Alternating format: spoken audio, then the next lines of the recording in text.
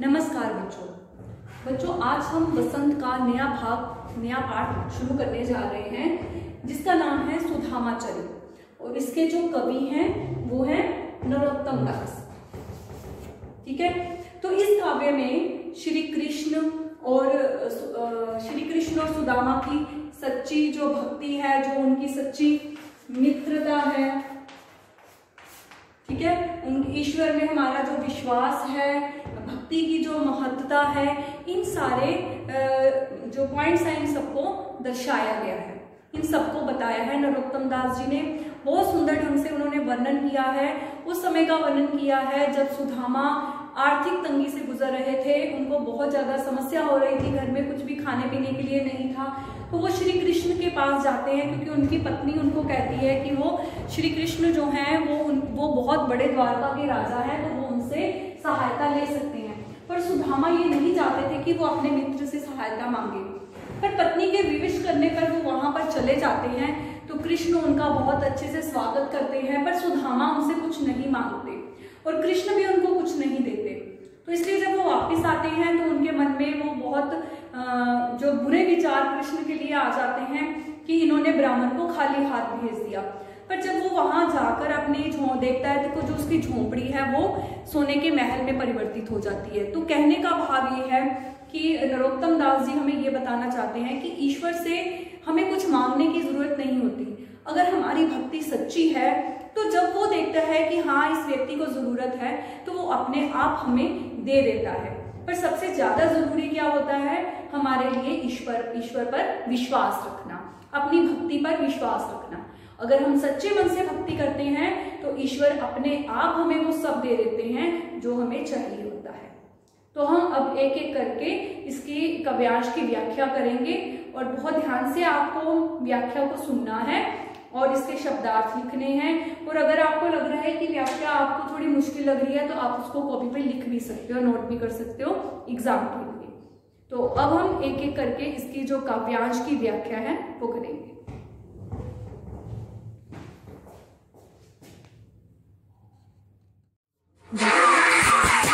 सुदामा और श्री कृष्ण की मित्रता को लेकर नया काव्यांश पढ़ेंगे।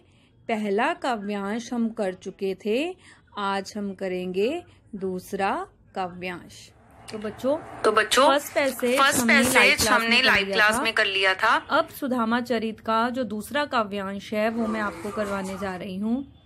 ऐसे बेहाल बिवाइन सो पग कंटक जाल लगे पुनि जोए, हाय महादुख पायो सखा तुम आए इते न किते दनि खोए, देख सुदामा की दीन दशा करुणा करके करुणा निधि रोए, पानी परात को हाथ छुए नहीं, नैनन के जल से पग धोए।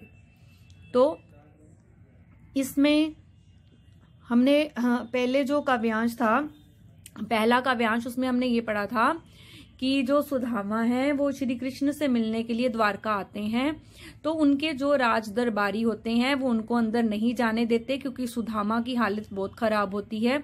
उसे फटे से कपड़े उसने पहने होते हैं, तो उसकी जिद करने पर जब वो राज दरबारी जो है वो अंदर जाके श्री कृष्ण को बताता है कि बाहर एक ब्राह्मण आया है जो फटी हालत में है और वो कह रहा है कि वो आपका मित्र सुदामा है और उसे आपसे मिलना है।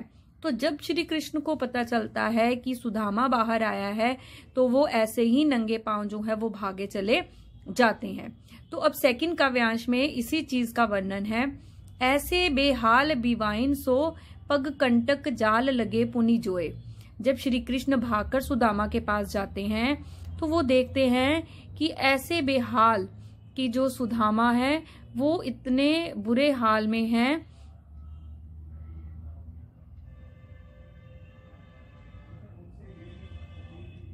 ऐसे बेहाल बिवाइन सो कि जो सुदामा है वो इतने बुरे हाल में हैं कि उनकी जो एड़ियां हैं वो फट गई हैं।